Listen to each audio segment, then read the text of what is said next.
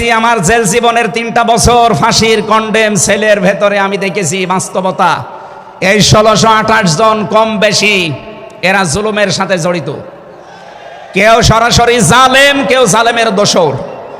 কথা বলুন, জালেমরা টার্গেট কার? আরো জোরে। এজন্য আপনারা আল্লাহর মামলার আসামি। বাদী যত বড় হয় মামলা তত কঠিন হয়। আমাদের মামলা, আলেমদের মামলার বাদী সব ছিল সরকার, এই জন্য আলেমদের কোনো জামিন নেই। আমার মামলা 30 বারের উপরে উঠেছে, সিএমএম কোর্ট, জজ কোর্ট, হাইকোর্ট মিলে। জামিন হবে না, কারণ আমার নামের আগে আলেম আছে।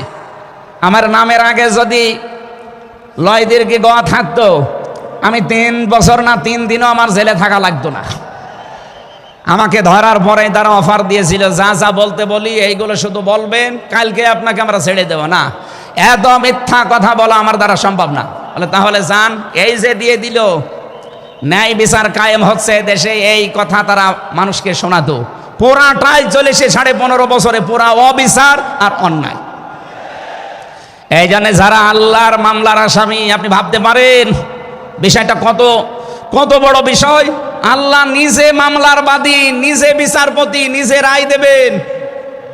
এই জন্য জালেমদের একুলো শেষ, অকুলো শেষ।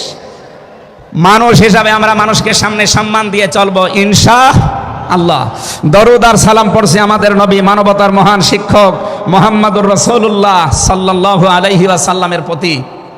বিশ্ব নবীকে আল্লাহ পড়া কোরআন শরীফে, এই যে কোরআনের যে আয়াত পড়লাম আমরা, সূরা বাকারার 208 নম্বর আয়াত আমরা তেলাওয়াত করেছি। এ কোরআনে কারিম পড়তে হলে প্রতিটি অক্ষর, 29টা অক্ষর আমরা আছে জানি আরবি, প্রতিটি অক্ষর দিয়ে নবীজিকে আল্লাহ ডাক দিয়েছেন একটা সুন্দর এবং উত্তম নাম নিয়ে। বিশ্ব নবীকে আল্লাহ আলিফ দিয়ে জানিয়েছেন আহমদ, তিনি প্রশংসিত। বা দিয়ে আল্লাহ জানিয়েছেন আমার নবী বাশির, তিনি সুসংবাদদাতা। তা দিয়ে আল্লাহ জানিয়েছেন আমার নবী মুত্তাকি, তিনি পরহেজগার। সা দিয়ে আল্লাহ পাক জানিয়েছেন আমার নবী মুদ্দাসসির, তিনি কম্বলওয়ালা। জিম দিয়ে আল্লাহ জানিয়েছেন আমার নবী জামিল, সুন্দর। হা দিয়ে আল্লাহ জানিয়েছেন আমার নবী হামিম, অন্তরঙ্গ বন্ধু। খ দিয়ে আল্লাহ জানিয়েছেন আমার নবী খাতামান নাবিয়্যিন, শেষ নবী। এভাবে বলতে বলতে সর্বশেষ অক্ষরে যে দেখবেন ইয়া, আল্লাহ জানিয়েছেন ইয়াসিন। বলেন আল্লাহু আকবার। তাফসিরে কাবীর আল্লামা ফখরুদ্দীন রাজি রহমতুল্লাহ আলাইহি এই সিন শব্দের তিনি 5টা ব্যাখ্যা দিয়েছেন। তিনি লিখেছেন সিন মানে সাজ্জিদুল আলামিন, সিন মানে সাজ্জিদুল বাশার, সিন মানে সাজ্জিদুল কাওনাইন, সিন মানে সাজ্জিদুল আম্বিয়া, সিন মানে সাজ্জিদুল মুরসালিন। এক একটা শব্দের ভেতরে হাজার হাজার কথা তিনি দিয়েছেন। আমি একটা বলছি, সিন মানে সাজ্জিদুল আলামিন। শুধু আলম না, আলামিন বহু বচন। এই পৃথিবীতে 257টা রাষ্ট্র আছে। যত জগৎ আল্লাহ বানিয়েছেন, আপনি যে জগতেই বাস করেন না কেন, মুহাম্মদুর রাসূলুল্লাহকে আপনাকে নেতা মানা লাগবে, আদর্শ মানা লাগবে। কারণ আল্লাহর ঘোষণা দেওয়া নেতা একজন। আল্লাহ পৃথিবীর অন্য কাউকে হে নেতা এ শব্দ বলেননি। শুধু আমাদের নবী, আপনার নবী মুহাম্মদুর রাসূলুল্লাহকে জানিয়েছেন ইয়াসিন, হে নেতা। আয়াতের তাফসিরে আমি আরেকটা আয়াত পেয়েছি, সূরা হুদ 12 নম্বর পারা 12 নম্বর পৃষ্ঠার 1ম নম্বর লাইনের 98 নম্বর আয়াত। এটা তাফসিরে ফি জিলালিল কোরআনে পাবেন। আমি সামারাইজ করে বলছি, যদিও ফেরাউন সম্পর্কে এটা নাযিল হয়েছে। সাইয়্যিদ কুতুব রহমাতুল্লাহ আলাইহি তাফসির করতে গিয়ে তিনি লিখেছেন, যেই নেতা জাহান্নামে যাবে কিয়ামতে, ওই দলের নেতার যত অনুসারী আছে, যত মানুষ তাকে অনুসরণ করত, সব অনুসারীরা তার সাথে জাহান্নামে যাবে। এটা বাংলাদেশের সাথে খুব দরকার, এই জন্য আমি সতর্ক করলাম। আপনার বিবেকের কাছে প্রশ্ন করে এটা নেতা নির্বাচন করবেন। এটা দুনিয়ার বিষয় হলে আমি বলতাম না, এটা আখিরাতের সাথে রিলেটেড। যার নেতা ঠিক নেই, ওই নেতা যদি জাহান্নামে যায়, ইয়াকদুমু কওমাহু ইয়াউমাল কিয়ামাতি ফাআওরাদাহুমুন নার ওয়া বিইসাল বিরদুল মাওরুদ। জোরে বলেন আল্লাহু আকবার। সিলেটবাসী, সারা বাংলাদেশ এখন আমার সামনে, এই যে দেখতে পাচ্ছেন না, সারা বাংলাদেশে ছড়াইয়া যাচ্ছে। যাদের নেতা ঠিক নেই, আদর্শ ঠিক নেই, এক্ষুনি আপনি তওবা করে ঠিক করবেন। সত্যি বলছি, যাদের নেতা ঠিক নেই, ওই নেতা যদি জাহান্নামে যায়, আল্লাহর কসম আপনাকে ওর সাথে জাহান্নামে যাওয়া লাগবে। নেতৃত্ব দেওয়ার জন্য গুণ বললাম কয়টা? বলেন বলেন। আপনি সূরা বাকারার 247 নম্বর আয়াতটা দেখবেন। ক্বালা ইন্নাল্লাহা আসতাফাহু আলাইকুম ওয়া যাদাহু বাসতাতান ফিল ইলমি ওয়াল জিসম ইলা আখির আয়া। আল্লাহ নিজে জানিয়েছেন, এই পৃথিবীতে কেউ যদি নেতৃত্ব দিতে চায়, তার প্রথম নাম্বারে জ্ঞান লাগবে। জোরে বলেন, কি লাগবে? আপনি যাকে মেনে চলেন, যার নাম নেতৃত্ব মানেন, বলেন তো সে জ্ঞানী আপনার দৃষ্টিতে মনে হয়? যে লোকটা কথা বলতে পারে ঈদুল ফিতরের জানাজার নামাজ আগামীকাল অনুষ্ঠিত হবে, ওর জ্ঞান কেমন আপনি টের পাচ্ছেন না? এই কথা বলে না কেন? এই জন্য নেতৃত্বের সামনে কেউ দিতে চাইলে তাকে জ্ঞানী হওয়া লাগবে, আসমানের জ্ঞানী হওয়া লাগবে। যাবতীয় জ্ঞান, জাগতিক জ্ঞান তো লাগবেই, মাস্ট বি। এইটার জ্ঞান লাগবে। কোনটার বলেন? 2 নম্বরে আমি বেশি নেতা হওয়ার জন্য লাগবে, কেউ যদি সীমা লঙ্ঘন করে, কথাবার্তার কাজে কামে, সে নেতৃত্ব দেওয়ার যোগ্যতা হারিয়ে ফেলে। এটা সূরা শুআরার 152 নম্বর আয়াতে পাবেন। বাংলাদেশে আমরা এই কয়েকদিন ধরে দেখতে পাচ্ছি ডক্টর মিজানুর রহমান আজহারি, উনি একটা ইঙ্গিত দিয়েছেন, আর কেউ কেউ তার কথাটা ধরে মাথার কল্লা পর্যন্ত 10 লাখ টাকা ঘোষণা দিয়ে দিয়েছে। আপনার এত টাকা যে একজন মানুষের মাথার দাম আপনি 10 লাখ ঘোষণা দিয়ে দিলেন, তাও আপনি একজন পীর। এটাকে পীর না শয়তান? দুদককে বলবো, যারা 10 লাখ টাকা মানুষের মাথা ঘোষণা দিতে পারে, তার টাকা আছে কত আপনারা খোঁজ নিন। কথা বলেন না কেন? এই পীরগুলোকে আমরা মানুষকে 50,000, 5 লাখ, 10 লাখ টাকার কম্বল বিতরণ করতে দেখি না এই শীতে। তারা মানুষের মাথা চায় 10 লাখের বিনিময়ে। কি হয়েছে? সে একটা অসংলগ্ন কথা বলেছে, এই কারণে। আপনি 2 ঘন্টা কথা বলেন তো, আমি আপনার 50টা ভুল ধরবো। আমরা 1.5 ঘন্টা 2 ঘন্টা কথা বলে একটা স্লিপ অফ টান হলে সেইটা নিয়ে এই যে কেরামান কাতিবিন, উনি একটা কি বলতেছে বলে ফেলেছে। আরে ভাই, আমাদের বয়সই কত? আমার বয়স এখন 33, মিজান ভাই আমার 5 বছরের বড় মাত্র। এই সব মিলে নাই তার 38-40 বছর হবে। এখনো তো নবুয়তের বয়সই আমরা পাইনি। কথা বলে না কেন?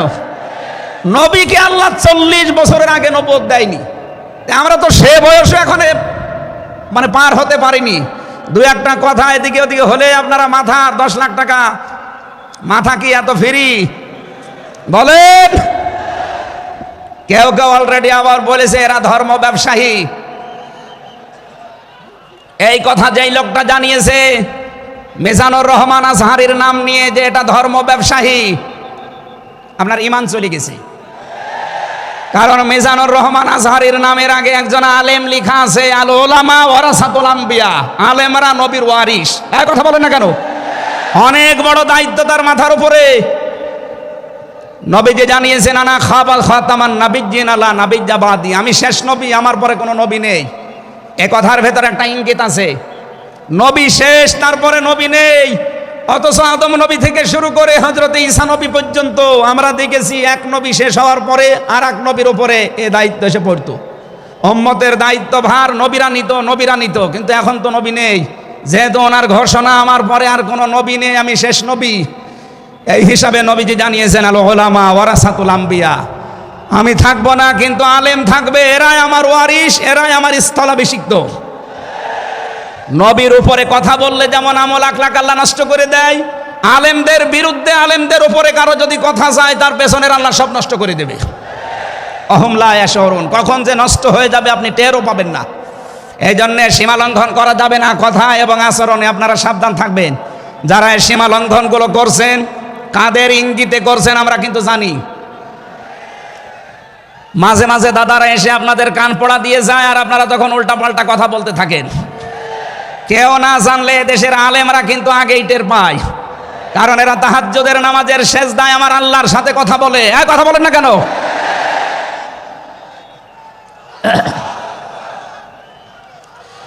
ঠিক আছে,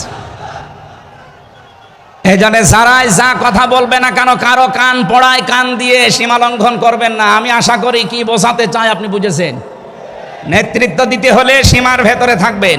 3 নম্বরে আমি পেয়েছি সূরা কাহফের 28 নম্বর আয়াতে যে গাফেল হওয়া যাবে না যারা নেতা হবে। অথচ এই দেশে আমরা দেখি এই 54-53 বছরে যারা নেতৃত্ব দিয়েছে অধিকাংশগুলোই গাফেল। আল্লাহর এই কোরআন সম্পর্কে তারা গাফেল, মানবতার সম্পর্কে তারা গাফেল ছিল।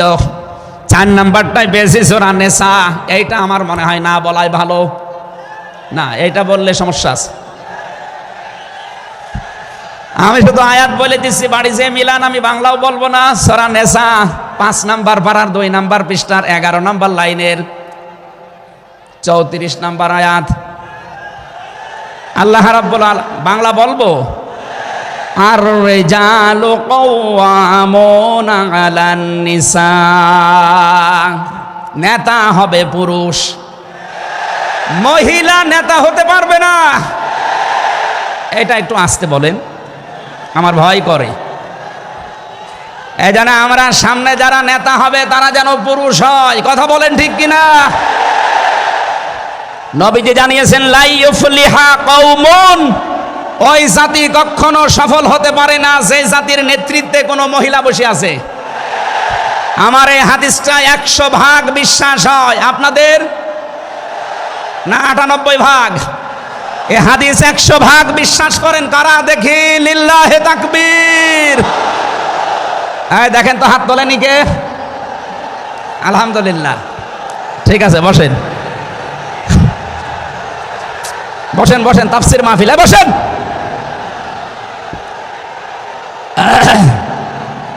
এটা যদি আমরা মেনে নিতে না পারি, এই 54 বছরে আমরা যেখানে ছিলাম আরো পেছিয়ে যাওয়া লাগবে।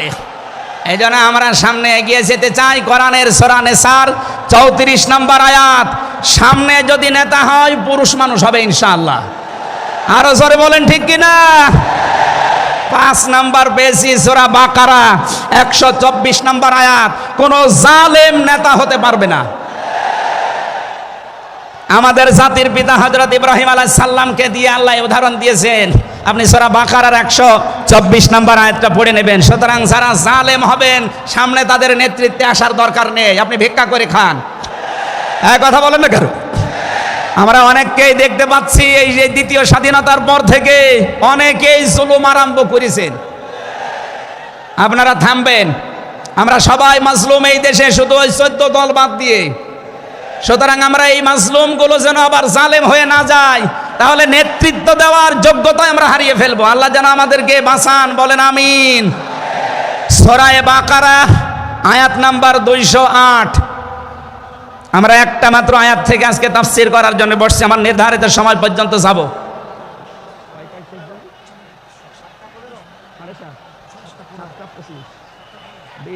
ঠিক আছে, জবান খুলে দিয়ে আগে পড়ে না, আউযু বিল্লাহি মিনাশ শাইতানির রাজিম, বিসমিল্লাহির রহমানির রহিম, ইয়া আইয়ুহাল্লাযীনা আমানু দুখুলু ফিস সিলমি কাফা। এ পর্যন্ত থাক, যেহেতু ডক্টর মিজানুর রহমান আজহারি আর 20-25 মিনিট পরে চলে আসবে, এই জন্য আমরা এ পর্যন্ত থাক। 3 ভাগের 1 ভাগ আমরা পড়লাম। সূরা বাকারা আল্লাহ তাআলা ডাক দিয়েছেন ইমানদারকে। কাকে বলেন তো? আমরা ইমানদার না বেঈমান? ঈমান আনার আগে একটা কাজ করা লাগে। আল্লাহর ঘোষণা, ফামাই ইয়াকফুর বিত-তাগুত ওয়া ইউমিন বিল্লাহ। কেউ যদি ঈমান আনতে চায় তার প্রথম কাজ হবে সে যেন তাগুত ছেড়ে দেয়। এদিকে কি মানুষের চাপে, মানুষের চাপে এগুলো হচ্ছে নাকি? আপনারা একটু ধৈর্য ধরেন। আসলে এনাদের তো আর জায়গা নেই, আর কোথায় পাবে জায়গা? এখানে শুনলাম আসার আগেতে 8 থেকে 10 লাখ মানুষের ওনারা ব্যবস্থা করেছে। এরপরও বাইরে যে অবস্থা দেখলাম, কমপক্ষে 15 থেকে 16 লাখ মানুষ আজকে এই সিলেটের ময়দানে এসেছে কোরআন শোনার জন্য। আলহামদুলিল্লাহ। সম্মানিত ভাইরা, আমরা যেটা বলতে চাচ্ছি, ঈমান আনার আগে আল্লাহর নির্দেশ যে তাগুত ছেড়ে দাও, তাহলে ফাকাদ ইসতামসাকা বিল উরওয়াতিল ওয়াসকা, এমন একটা মজবুত রশি ধারণ করতে পারবা লাং ফিসামা লাহা, যা ছিঁড়ে যাবে না। এ বাংলাদেশ সহ বিশ্বে আমরা যারা ইমানের দাবি করি, অনেকে তগুত ছেড়ে না দিয়ে ইমান এনেছি, এজন্য বিপদ আসলে ইমান আর টেকে না। পক্ষান্তরে যারা তগুত ছেড়ে দিয়ে ইমানের দাবি করতে পেরেছে, এই মানুষগুলোর ইমানের যত পরীক্ষা হয় তাদের ইমান তত মজবুত হয়। শহীদ আল্লামা দেলাওয়ার হোসেন সাঈদী তার 1 নম্বরে প্রমাণ। কথা বলেন না কেন? 13টা বছর জীবনে একটা ঘরে কাটিয়েছে, তারপরও তিনি মাথা নত করেন নাই। কারণ তগুত ছেড়ে দিয়ে ইমান এনেছিলেন। তগুত ছেড়ে না দিয়ে যদি ইমান আনতেন, তিনি টিকে থাকতে পারতেন না। আমি বহু মানুষ জেলে দেখেছি, বহু আলেমকে দেখেছি, তারা টিকে থাকতে পারে না, আল্লাহকে পর্যন্ত দোষারোপ করে। ডক্টর শফিকুল ইসলাম মাসুদ দেলাওয়ার হোসেন শিবিরের সাবেক সভাপতি, নাম নিয়ে বলছি এই কারণে, এই মানুষগুলো ইমান এনেছিল তগুত ছেড়ে দিয়ে। দেলাওয়ার ভাইকে তার গরম করে লজ্জাস্থানে ঢুকিয়েছে, পুরুষাঙ্গ নষ্ট করে দিয়েছে। 57 দিন লোকটা রিমান্ডে ছিল, তারপরও টলাতে পারে না জালেমরা।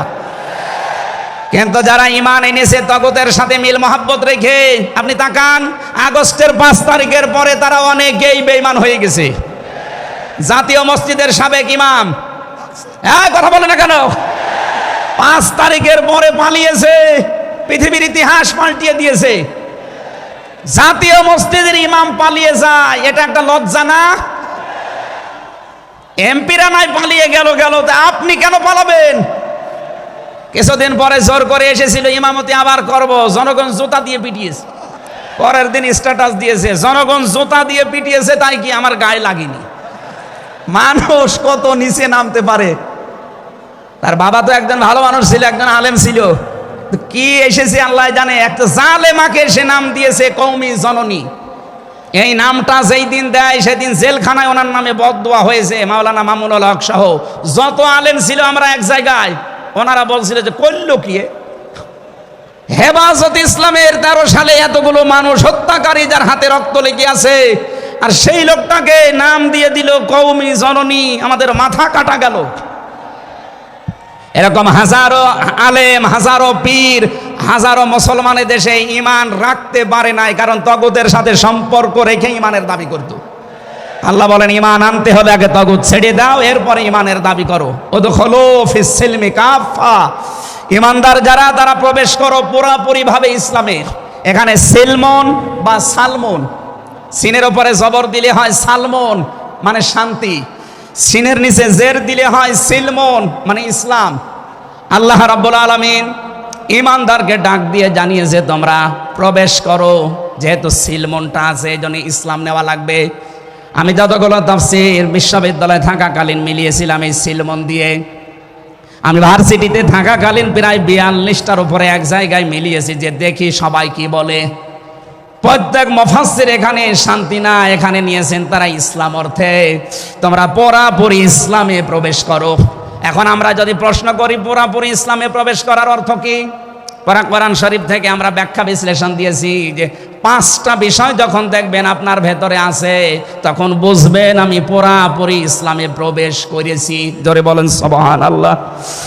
আমি তাফসীর থেকে যে নোটগুলো নিয়ে এসেছি তার 1 নম্বরে আপনি যখন দেখবেন যে আপনি আত্মসমর্পণ করে ফেলেছেন, 2 নম্বরে আপনার ভেতরে ইখলাস তৈরি হয়েছে, 3 নম্বরে আপনার বিশুদ্ধ আকীদা তৈরি হয়ে গেছে, 4 নম্বরে আপনার চরিত্র উন্নত হয়েছে, 5 নম্বরে আপনার লেনদেনে স্বচ্ছতা এসেছে। এই 5টা কাজ যখন আপনি দেখবেন তখন মনে করবেন যে আমি ইসলামে পরিপূর্ণ প্রবেশ করেছি। এখন বলেন তো আপনার কি 5টা কাজ পরিপূর্ণ হচ্ছে? আত্মসমর্পণ 1 নম্বরে আপনাকে করা লাগবে আমার আল্লাহর সামনে। কার সামনে? এটা দেখিয়েছেন আমাদের জাতির পিতা হযরত ইব্রাহিম। ইদ ক্বালা লাহু রাব্বুহু আসলিম ক্বালা আসলামতু লিরাব্বিল আলামিন। সূরা বাকারা 1 নম্বর পারা 19 নম্বর পৃষ্ঠা 7 নম্বর লাইনের 131 নম্বর আয়াতে আছে। এটা ইবনে কাসিরে পাবেন। আল্লাহ পাক বলেন আত্মসমর্পণ করো। উনি গাছের মাথায় বসে কোড়াল দিয়ে কাঠ কাটছিলেন, ডাক দিয়ে বলে মাবুদ এখানে বসে আত্মসমর্পণ করব কি করে? আল্লাহ পাক বলেন আত্মসমর্পণ এখানে খতনা করে আত্মসমর্পণ করো। গাছের মাথায় তিনি কোড়াল দিয়ে খাতনা করে বললেন, আমি মহাবিশ্বের প্রতিপালকের কাছে আত্মসমর্পণ করলাম, স্যালেন্ডার করলাম। এতটুকু তিনি শেষ করেননি, তিনি ডাক দিয়েছিলেন ইন্তেকালের আগে তার সন্তানদেরকে, ওয়াসাসা বিহা ইব্রাহিম বানিহি ওয়া ইয়াকুব ইয়া বানিয়া ইন্নাল্লাহা আসতাফা লাকুমুদ্দিন ফালা তামুতুন্না ইল্লা ওয়া আনতুম মুসলিমুন। হযরত ইব্রাহিম আলাইহিস সালাম এবং ইয়াকুব এই দুইজন নবী ইন্তেকালের আগে তার সন্তানকে ডাক দেন, আর কলিজার টুকরার সন্তানেরা, ইন্নাল্লাহ আস্তাফা, অবশ্যই আল্লাহ তোমাদের জন্য মনোনীত করেছেন, লাকুমুদ্দিন, একটা দিনকে, ফালা তামুতুন্না ইল্লা ওয়া আনতুম মুসলিমুন, মৃত্যুবরণ করবা না যতক্ষণ মুসলমান হতে না পারো। এবার আসেন তো, ইব্রাহিম আমাদের জাতির পিতা, হযরত ইয়াকুব আলাইহিস সালাম তাদের সন্তানদেরকে ইন্তেকালের আগে নসিহত করলেন যে তোমাদের জন্য আল্লাহ একটা দিন মনোনীত করেছেন। কি মনোনীত করেছেন? দিন কি? এ রাতের পরে যেটা আসবে ওই দিন। বলেন বলেন। কবরে গুরুত্বপূর্ণ যে প্রশ্নগুলো তার ভেতরে এটা একটা, মা দীনুকা, দিন কি? এটা যদি আপনি ক্লিয়ার হতে না পারেন, কবরে যে প্রশ্নের জবাব দিতে পারবেন না। এজন্য এই বিষয়টা নিয়ে বিস্তারিত আমাদের জানা শোনা দরকার। দিন বলতে আল্লাহ নিজে আবার ব্যাখ্যা দিয়েছেন, দিন কি জানো? ইব্রাহিম নবী যেটা, ইয়াকুব নবী যেটা তার সন্তানদেরকে বারবার ওসিয়ত করেছিল ইন্তেকালের আগে, আল্লাহ তোমাদের জন্য একটা দিনকে মনোনীত করেছেন, সেই দিন হচ্ছে ইসলাম। জোরে বলেন সুবহানাল্লাহ। ইন্নাদ-দীনা ইনদাল্লাহিল ইসলাম, অবশ্যই আমি আল্লাহর কাছে মনোনীত একটাই দিন আছে, তার নাম, আরো জোরে বলেন। এখন পৃথিবীতে প্রায় 4,500-এর উপরে ধর্ম আছে, দিন আছে। 4,500 ধর্মের কোন দিনের উপরে, ধর্মের উপরে আমার আল্লাহ রাজি নেই, খুশি নেই, তিনি পছন্দ করেন না। একটাই মাত্র দিনকে তিনি মনোনীত করেছেন, পছন্দ করেন, তার নাম ইসলাম। ওয়ামান ইয়াবতাগি গায়রাল ইসলামি দীনান ফালা ইউকবালা মিন ওয়া হুয়া ফিল আখিরাতি মিনাল খাসিরিন। সূরা আলে ইমরান 3 নম্বর পারা 20 নম্বর পৃষ্ঠা 4 নম্বর লাইনের 85 নম্বর আয়াতে আছে, এ পৃথিবীতে কেউ যদি ইসলাম বাদ দিয়ে অন্য কোন নিয়ম নীতি, অন্য কোন দিন অনুসরণ করে, ফালা ইউকবালা মিন, জীবনে আর কোনো কিছু আল্লাহর দরবারে কবুল হচ্ছে না, হবে না। ইউকবালা এটা মজারে, বর্তমান, ভবিষ্যৎ, প্রেজেন্ট, ফিউচার। এর আগে লান এসেছে, মজারের আগে লান আসলে আরবিতে বাংলা অর্থ দাঁড়ায় জীবনেও হবে না, কোশ্চিন কালো সম্ভব না। আল্লাহ যদি গ্যারান্টি দিয়ে বলে ইসলাম বাদে অন্য কোন নিয়ম নীতি দিয়ে অন্য কোন ধর্ম পালন করলে আমি আল্লাহ রাজি হব না, কেউ রাজি করাতে পারবে? এতটুকু আল্লাহ শেষ করেননি, পরেরটা আরো কঠিন, অহুয়া ফিল আখিরাতি মিনাল খাসিরিন। আল্লাহ পাক বলেন ওই লোকটা সব চাইতে বড় ক্ষতিগ্রস্ত হবে আখিরাতে। বলেন নাউজুবিল্লাহ। সিলেটবাসী আমাদের জীবন এদিকে ওদিকে করে হয়তো কেটে যাবে, কিন্তু মরণের পর আমরা যদি ক্ষতিগ্রস্ত হয়ে যাই, এই আসল জীবনে যদি আমাদের নষ্ট হয়ে যায়, তাহলে আমরা এই ভুল পথে থেকে আমাদের জীবনটা নষ্ট করব কোন কারণে? যত নিয়ম নীতি আছে আজকে থেকে সব মাইনাস করবেন, সব বাদ দিয়ে দেবেন। ইসলাম বাদ দিয়ে কোন নিয়ম নীতি দিয়ে আল্লাহকে রাজি করানো যাবে? তাহলে ইসলাম বাদ দিয়ে বিয়ে শাদী হবে? বলেন বলেন। ইসলাম বাদ দিয়ে পরিবার নীতি হবে? ইসলাম বাদ দিয়ে রাজনীতি হবে? এটা হতে পারে। হ্যাঁ, কিছু মানুষ এখন কথাই আরম্ভ করেছে যে উঠলে আপনি রাজনীতির কথা বলেন। আরে ভাই, রাজনীতি যদি কোরআনে না থাকতো আমি ওই আয়াতটাই পড়তাম না। এর ভেতরে নামাজের কথা মাত্র 82 জায়গায় আছে। কয় জায়গায়? বলেন বলেন। রোজা রাখা ফরজ মাত্র 1 জায়গায় আছে। হজ করা ফরজ মাত্র 1 জায়গায় আছে। আর রাজনীতি কোরআন দিয়ে করা লাগবে এটা 903 জায়গায় আছে। সুবহানাল্লাহ বলতে পারেন না? কোরআন শরীফ আমি যতটুকু পড়েছি আমার এতটুকু আয়ত্ত হয়েছে। নামাজের চাইতে, হজের চাইতে, যাকাতের চাইতে সব চাইতে বেশি আলোচনা দিয়েছেন আল্লাহ রাজনৈতিক বিষয়ে। তো সেইটা যদি আমি বলতে না পারি, আমি কি রামায়ণ থেকে, গীতা থেকে আপনাদের আলোচনা শোনাবো? এখানে সাফ কথা, দিন ইসলাম, ইসলাম বাদ দিয়ে অন্য কোনো নিয়ম নীতি মানা যাবে না। আমি সেদিন যশোরে এক কলেজের অধ্যাপককে, বিসিএস ক্যাডার উনি, ওনাকে বলেছিলাম আপনাকে জোর করি না স্যার, আপনি শুধু আমার ধর্মীয় গ্রন্থ এই কোরআনে কারিম একটু বুঝে বুঝে পড়েন। 3 মাস সময় দিলাম আপনাকে। 3 মাস পরে, যেহেতু জ্ঞানী মানুষ, 3 মাসের পরে দেখি মুসলমান হয়ে গেছে। এজন্য অন্য ধর্মের যারা আছেন, রেকর্ড হচ্ছে, আপনাদেরকে আমরা জোর করব না, আমাদের ধর্মে জোর নেই। লা ইকরাহা ফিদ্দিন, আমাদের ধর্মে জোর আছে, জবরদস্তি নেই, জোর নেই। এই জন্যই তো 850 বছর এই এলাকা মুসলমানরা শাসন করেছে, একটাও মন্দির ভাঙে নাই। অথচ আমরা আমাদের প্রতিবেশী রাষ্ট্রে দেখতে পাচ্ছি এরা অনেকগুলো মসজিদ অলরেডি ভেঙে দিয়েছে, ধোয়া ধোয়া তুলে। ওরা বলছে 500 বছর আগে এখানে নাকি মন্দির ছিল। বিশ্বের মানুষেরা দেখি মাটির নিচে তেল পায়, গ্যাস পায়, আরে শয়তানরা শুধু মাটির নিচে মন্দির পায়। আপনাদের পূর্বপুরুষেরা আল্লাহর ঘর ভাঙতে এসে কাঁচ ফিম মাকুল হয়ে গেছে। আমরা দেখতে পাচ্ছি আগামীতে আল্লাহর ঘর, মসজিদগুলো ভেঙে দেওয়ার কারণে আল্লাহ নিজে কিন্তু প্রতিশোধ নেবে, কাঁচ ফিম মাকুল আপনাদেরও বানিয়ে দেবে ইনশাআল্লাহ। এজন্য প্রতিবেশী হিসাবে সতর্ক করলাম, যদি ভালো লাগে মেনে নিন, ভালো না লাগলে নিজের পায়ে নিজে কোড়াল লাগান। আমার কথার অর্থ বোঝেননি? সুতরাং পৃথিবীতে দিন ইসলাম বাদ দিয়ে কোনো ধর্ম, সব মানুষের বানানো তৈরি করা, অন্য ধর্মের মানুষদেরকে আমরা চ্যালেঞ্জ করছি, আহ্বান জানাচ্ছি, আমাদের এইটা পড়েন, লা ইকরাহা ফিদ্দিন লা রাইবা ফি যালিকাল কিতাবু লা রাইবা ফি। কোনো সন্দেহ নেই, সন্দেহের অবকাশ পর্যন্ত নেই।